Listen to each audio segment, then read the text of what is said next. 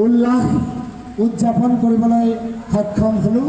আজিৰ এই সভাখনত উপস্থিত থকা গৰৈমাৰী জিলা পৰিষদ সমষ্টিৰ নৱনিৰ্বাচিত সদস্য আসমিনা হক চৌধুৰী ডাঙৰীয়ানীক ৰাইজক উদ্দেশ্যি দুআষাৰ বক্তব্য ৰাখিবলৈ অনুৰোধ জনাইছোঁ।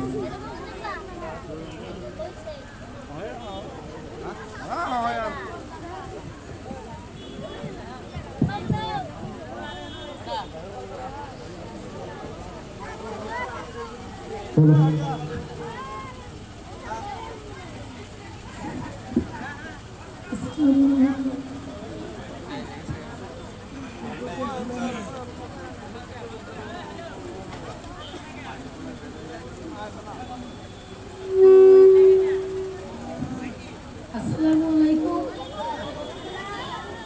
আজি এই বিজয় উৎসৱত উপস্থিত আমাৰ জ্যেষ্ঠ পিতৃ সমতুল্য মোৰ মুৰব্বীসকল, উপস্থিত মাননীয় আমাৰ চবৰে আদৰৰ মৰমৰ মাননীয় সন্মানীয় ৰেকিবুদ্দিন আহমেদ ডাঙৰীয়া, উপস্থিত বিজয়প্ৰাপ্ত এপি মেম্বাৰ, আমাৰ পূবচমৰীয়া জিলা পৰিষদৰ ZPC মেম্বাৰ, উপস্থিত সন্মুখত থকা সন্মানীয় মুৰব্বীসকল, আই মাতৃসকল, দাদা বাইদেউসকল, আজি মই এইখন অনুষ্ঠানৰ জৰিয়তে মই ক'ব বিচাৰোঁ, আচলতে মোৰ ডিঙিটো অলপ বেয়া হৈছে, তাৰ বাবে দুখিত।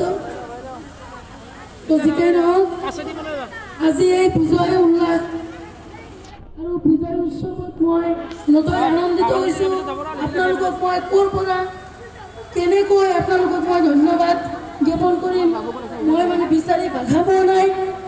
মই এটা কথাই ক'ম, আপোনালোকে মোক যিটো দিছে, যিটো সন্মান মোক আজি দিছে, সেইটো মই চিৰদিন আপোনালোকৰ প্ৰতি মই কৃতজ্ঞ থাকিম। মই মৰি গ'লেও আপোনালোকৰ প্ৰতি মোৰ এনেকুৱা সন্মান শ্ৰদ্ধাভাৱ থাকি যাব। মোৰ নামটো আপোনালোকৰ জৰিয়তে যিহেতু উজলিছে, আপোনালোকক মই আগত ৰাখি মই মোৰ বক্তব্য সামৰণি মাৰিছোঁ। ধন্যবাদ।